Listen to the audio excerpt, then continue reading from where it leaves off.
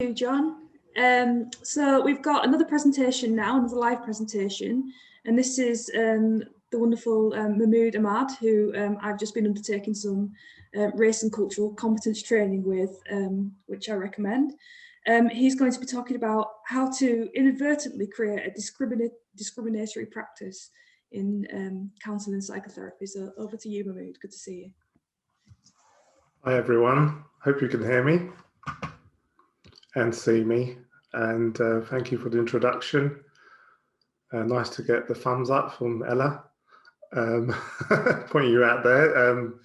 So today I want to talk about, I guess it's a continuation, isn't it, really, about what we've been talking about in Susan's presentation about all the structural stuff and how it's affected individually, but also now focusing more on the systemic as well. Is that what do we need to do now for diversity? And how do we influence the structures and the systems themselves, to make a change? I mean, part of the problem, I think, is that it's hard to know where to start with systems. I think we have a fair idea, but I wanted to use my presentation as a way of just focusing in on becoming more aware about how systems work that can actually factor into what we do to overcome discrimination of any form. So this anti-discrimination idea, focusing in on the systemic as well as the individual and the personal and the cultural as well. My presentation is a bit more lectury, I suppose, but I needed to do the presentation so I can show you the elements of the way I believe discrimination can occur. So I'll present that now. And if, John, you could give me a 10-minute warning, just in case I go over. No problem. Yes. Okay. It's all right to interrupt you at 10 minutes and just let you know. Yeah. Great.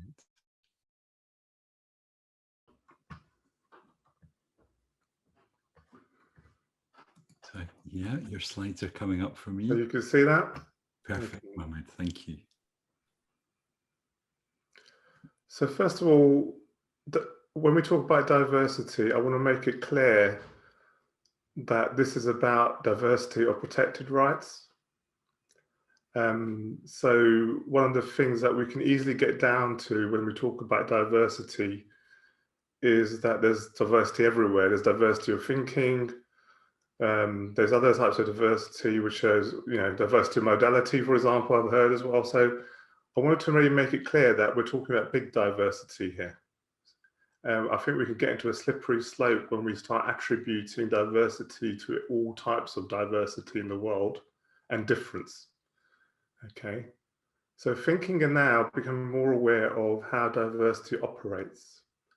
The other reason why I choose, I think, to use the word big diversity is the fact that whenever we talk about diversity in this profession, we typically talk about it as minority identities. I don't know if you noticed that, but collectively, diversity isn't the minority, is what I first of all propose. When we talk about age, when we talk about gender and sexual diversity, when we talk about ethnicity and disability, these could easily contribute to 50% of the population. Yeah. So just taking disability, for example, 22%, neurodiversity, 10%. So even with intersectionality considerations, we could start thinking about it in that way, and really highlighting and amplifying in our mind, actually, this is such a bigger problem, rather than thinking it's a minority problem that should be dealt with on the side, or, it's not my issue.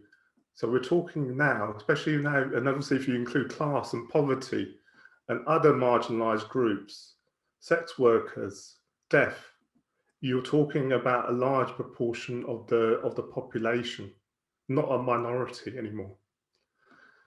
And I think we all agree, first of all, that diversity training is poor in training. And I think there is an understanding of that throughout. I don't think anyone would agree or disagree with that there is a flaw in the competence around diversity and how to work effectively and with quality with these groups of people as well. Okay, so that's my starting point for this presentation.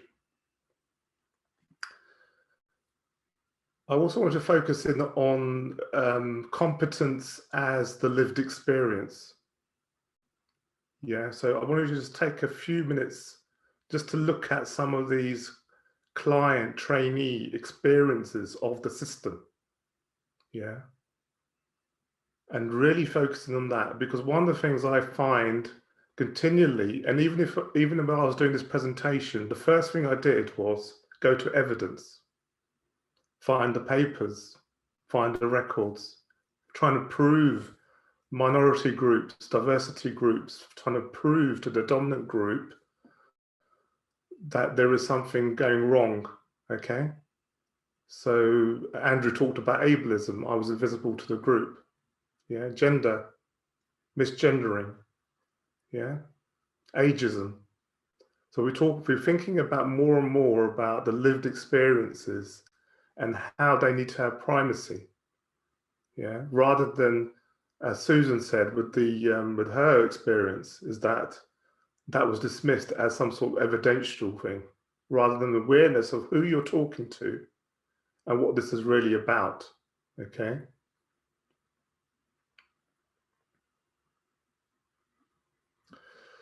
Okay, I will go into a bit of the evidential part of it. This is a short sample of some of the evidence around disparities within the profession, okay?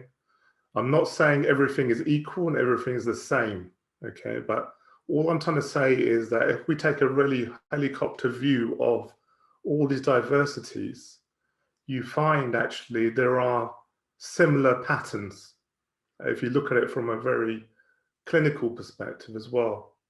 Because when we talk about access and the people that turn up to therapy, when we talk about accessibility, communication, and having interpreters, etc., having the quality of experiences, when we talk about people dropping from therapy, and when we talk about outcomes and successful outcomes, and then negative experiences, you see there is a lot of commonality between them as well. Okay, I'm not saying they're the same, but there are differences, but what we can see is a pattern emerging. It hasn't emerged really, it's always been there. And this is a time for us to change that and take action around this. So just quickly going through the cross-cultural stuff is well known. I'm not going to go into age, reflecting on people coming in, who's coming into therapy, what are the groups that are coming into therapy, disability, access, yeah, but also hidden disabilities, being able to work competently with disability, thinking about stigma in the groups, thinking about the way we need to modify our approaches to work with different groups, and class as well, and the lack of class in terms of identification of class coming in to the therapy room is well known, and this has been going on for a long time. But also about negative experiences that a lot of it, because of all the systemic stuff, people are experiencing negative experiences around therapy as well. And some reports have said that there is a 30% more likely chance, if you're part of these groups, that you'll experience harm in therapy as well. But one of the things I've been focusing, become more aware of in my personal practice is neurodiversity and how that is being neglected for a long, long time as well. So I just wanted to quickly plug this group that's recently been created called ANDT or ANT. I'm not sure which way it's supposed to be, but there is a community growing on Twitter, I think, at the moment, but there'll be more resources available, I'm sure, in good time for people that are neurodiverse to have a community to support each other. But also it's for allies as well to think about, actually I learned a lot from just listening in to what's going on.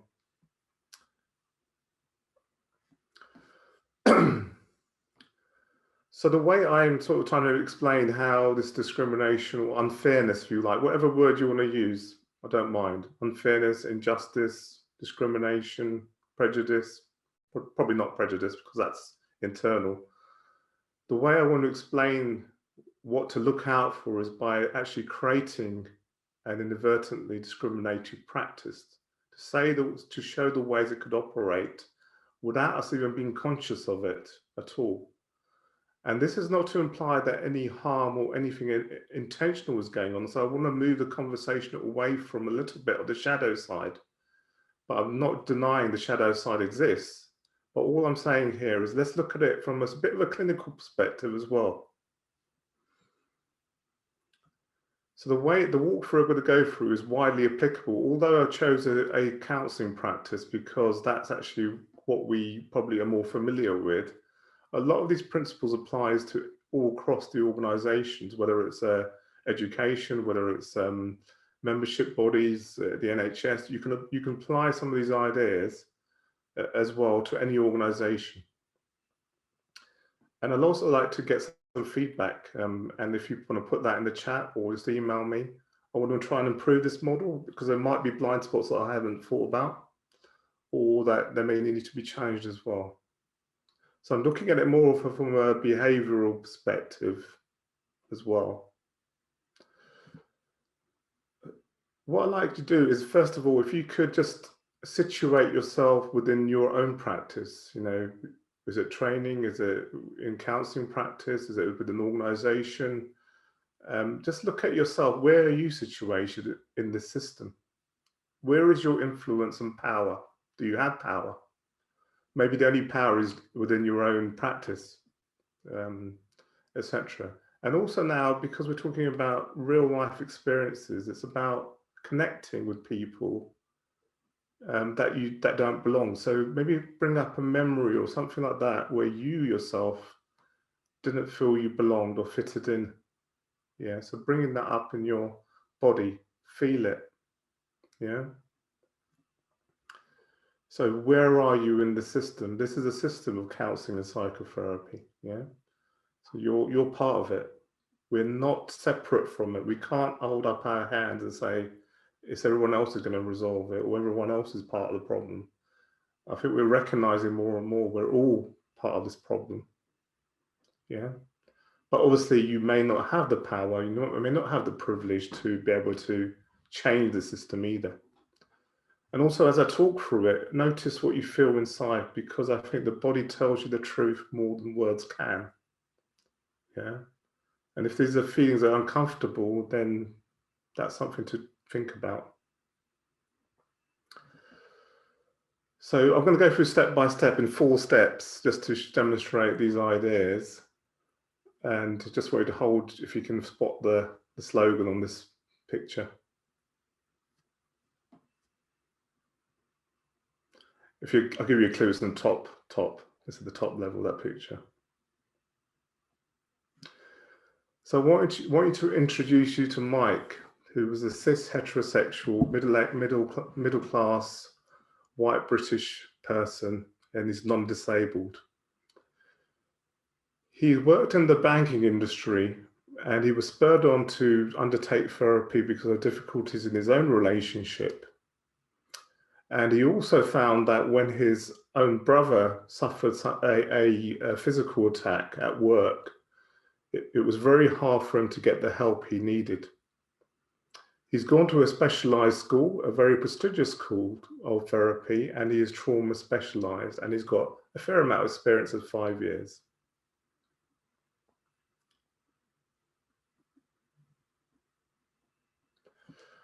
His vision is actually to set up a practice now because he's not finding work so fun anymore. So he wants to set up a community practice, and through his links from his being a leader in school, he's got very good contacts with the businesses and allied services in the area. And he's got a lot of support, even from a mayoral perspective, and charities as well. And he's been given funding by these people to set up a service for counselling and psychotherapy. He understands that therapists need to be paid, and he's made sure when he's developing this service that he makes sure he pays people for it. So I'm going to quickly set up the practice, and this should be quite familiar. So we've got Mike, and he's got a colleague from his training cohort who is going to head up the service, and he's going to become the director of that service. There is a committee which is set up via councilmen and also trustees and allied services as well.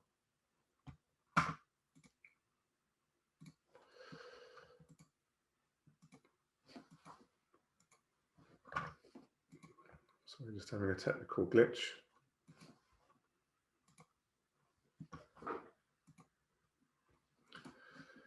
There are other therapists working there that are there part-time. There's an administration team, and he's invited an administrator from a friend of a friend. There is fundraising going on to support the service, and clients typically are onboarded via the administration team, and they have a sliding scale mechanism to provide the service. And there's also a complaints process that goes via the operations team, in other words, Mike. As part of this service, they create statistics for the how well the service is being used, and it includes some satisfaction measures that are reported into the governance committee. New interviews are come via the operation teams as well.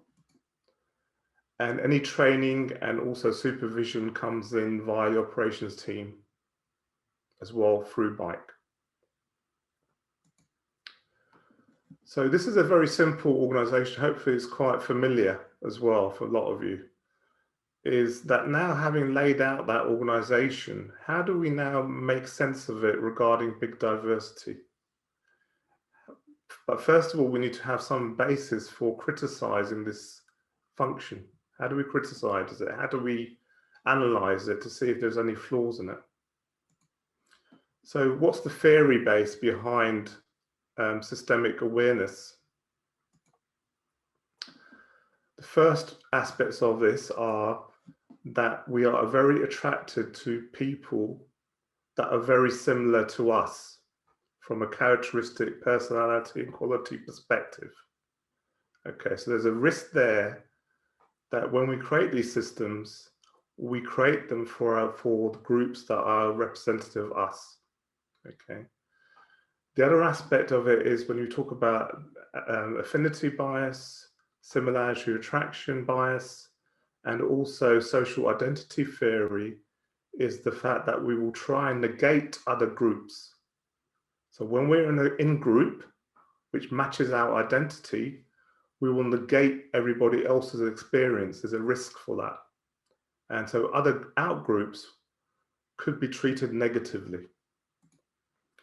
Intersectionality, when we talk about power and privilege, how power can other groups, and how intersectionality plays a part in organizational structures.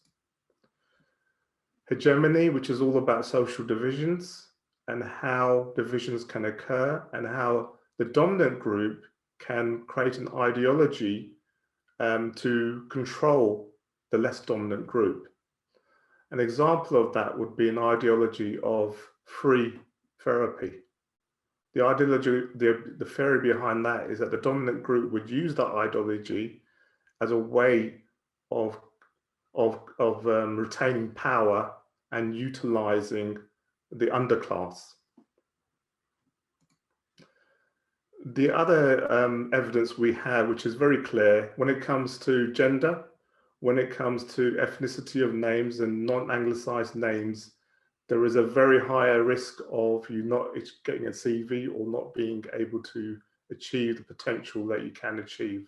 There's no doubt about that. There's no argument in terms of that bias. Language can tell us a lot about the environment, how people use language, and whether they use ableistic language, whatever it is. That can give us a lot of clues around what's going on in the organization as well. In an organization, there are models now of what therapists are attracted to. Yeah, so there is a recent study done on therapists are attracted to introspective clients, reflective clients. They're attracted to not only people that look like them or are like them, but they're also attracted originally to this idea of Yavis, which was young, attractive, verbal, intelligent, and successful. So you can see how things are now adding up in terms of discrimination and unfairness if these biases all exist. The other stuff is around adaptability of the service, adaptability of our approach, whether the adaptation is actually fit for purpose. So I talked about this idea as that we may have theory, but how that theory was never created for these identities. Were these identities actually part of the system that created the theory and the actual approach that we had?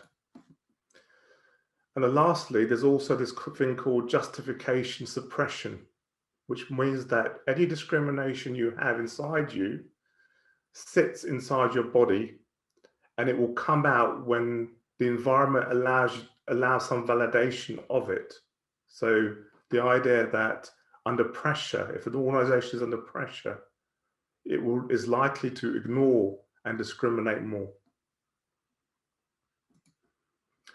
But above all, this is about stories. This is about experiences. You know, we can't, I'm going back again and again to the lived experiences.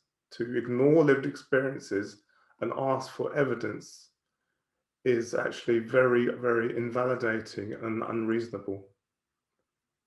If a whole collective group is asking and saying these changes need to happen, we can't have a dominant group asking for evidence and papers and research, okay? So now, if we look at the original operation that we had, we can apply some of these ideas to it. First of all, who hired the director of the company?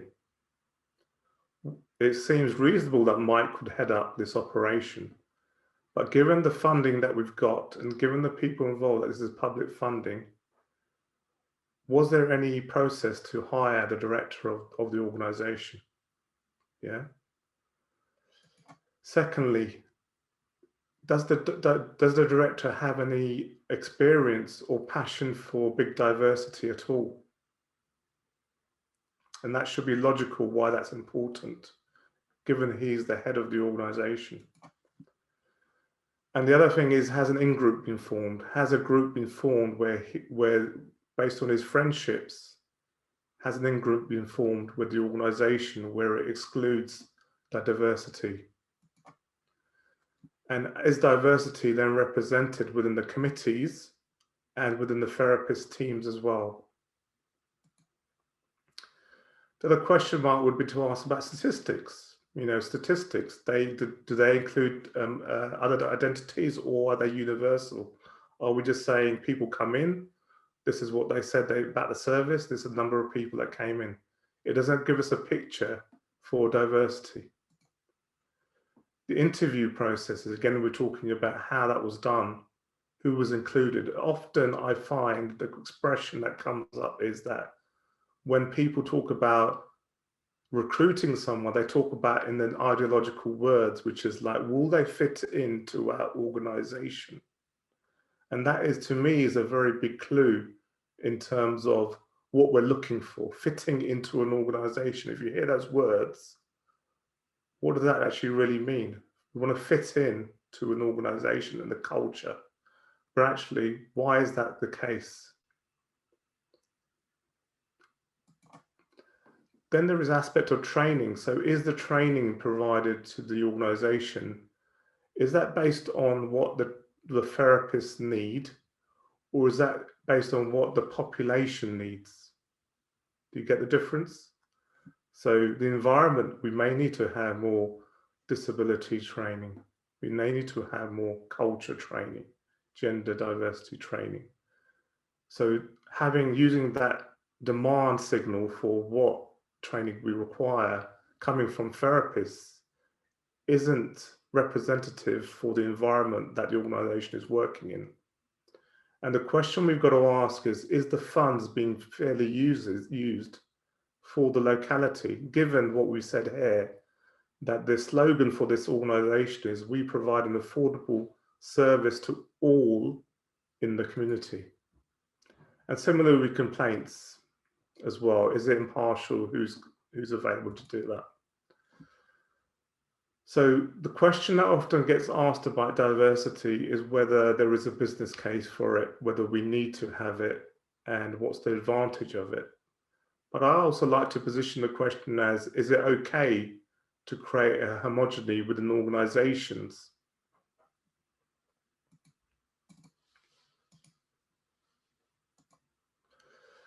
So what happens at this stage? So we've got set up an organization. We've talked a bit about some of the risks around diversity in that organization.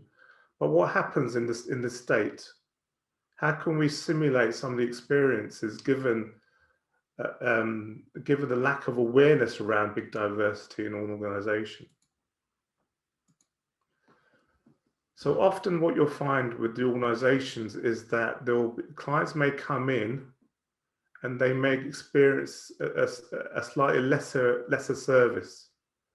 They might experience some microaggressions, you know. They might feel they have to educate more the therapist about their situation because they have less knowledge about their environment and what it means to be a certain identity. They might not be able to work with that and really understand all aspects of that identity and really don't match the client.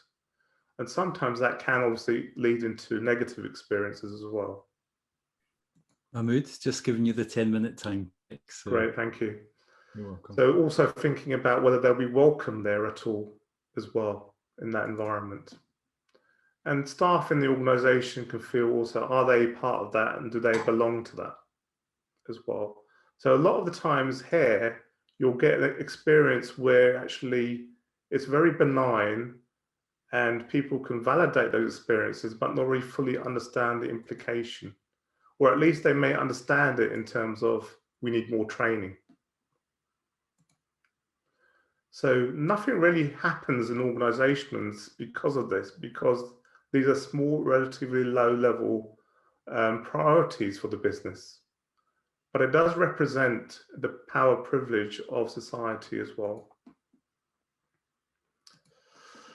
So if we take it further now and just talk about the organization leading into an EDI type, or equality, diversity, inclusion organization, and take it, what would happen then? And I think this mirrors where we are now in terms of diversity in organizations. So let's imagine now we have a new recruit, Finley, non-binary identity, okay, who's passionate about social justice, equality, but also has an undeclared disability as well. They may overhear some things about their identity as well, like they're just being political, aren't they? Okay, so Finley creates a business case for diversity, gets approved by the committee, which Mike presents. And Finley might propose a couple of things to get started to become an EDI organization. One is to provide diversity training for all, a better complaints process, more awareness of identities that are coming through into the organization, so we know we can track that. More outreach, so rather than being privileged position and saying, I need to now allow clients to come in, I go outreach. I go to where these client groups are, where they are, to market and make these services available to them. We may have better processes around interviews, and we definitely will require more sponsorship and leaderships from the committees themselves. And we may publish more transparently what the complaints are, where we are in terms of equality, and where we need to be. So there's a proper plan in place for it. But above all, this is not just about functional stuff. I've been talking much about functional stuff. But actually, all this stuff is more about relationships. Yeah. So this is a great quote, I think. This equality stuff isn't transactional. It has to be relational, because you often get people that are very resentful of diversity in organizations. So the way to break barriers is through education, but also bringing real relational work into the organization so they're bought in. So let's imagine what happens there is that actually there is a lot of focus on Finley doing the work, a lot of focus on Finley making the changes. But what happens here is that Finley is overloaded and has their own trainee experiences and own training they need to worry about, but they feel left out of the committee. Yeah. So in that case, we can see how leadership needs to be more effective by not being accountable. So what we need is organizations that are, and leaderships that are supporting and sponsoring change rather than leaving it to some person to do the work. And this is a real life testimonial of something that happened within this type of scenario, where Finley here felt marginalized by the placement and by the committees themselves, feeling left out and feeling put more under pressure rather than being supported and having to take a year out of training. So what can we say about Mike? Is it fair to put all this on Mike? You know, Mike's obviously certainly trying to do a good job. He's trying to create pathways, trying to create a system which is fair for everyone.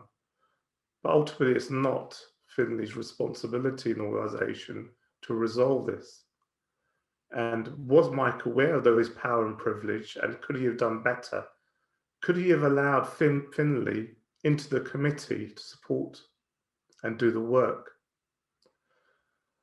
So the question I'm asking here is that Finley dropped from the organisation, but if Mike had allowed Finley to rise up in the power and use his power to help Finley, what could have changed? How Finley could have been supported to become a leader in these organisations? So as I sort of wrap this up, is that's to say also that Mike, is he really accountable for this? Because really Mike is actually one part of the actual structure that we live in, which is therapy. He's not responsible for the fact that we haven't got enough diversity in the profession.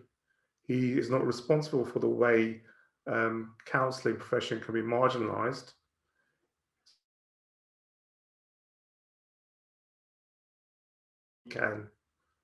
He can't control the fact that there's not enough training out there and the pressures out there on mental health services. So going back to yourselves, it's thinking about how did this resonate for you? So when you go back and enter your organizations, what do you see? Is there anything that was here that was relevant? Is there anything you think that's missing from here? Let us know.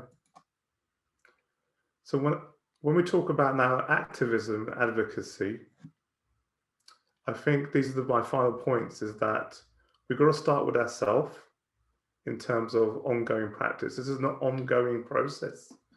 And personally, I'm learning, still continuing to learn. We've got to move also to systemic awareness rather than just focusing on ourselves and a client, but also thinking about systems that we inhabit. Building relationships. One of the easiest things we can do is just ask a question rather than, it can be intimidating to challenge. So ask a question, how does that work? Do we need more diversity in this organization? But I think the key to this is that if we don't have leadership that's passionate about diversity, I'm very skeptical whether it would work or not. So really know what you're asking for, but above all, seek support for this, especially if you are a part of these identity groups that will be experiencing these types of things in organizations. So I just wanted to leave you with the last thing, which is to say, if all these identities were representative and represented, and we worked openly together and breathed in all our lived-in experiences, you know, our minds, our brains, the way we think, would something else be developed? Would it be different to what we got now? Thank you very much.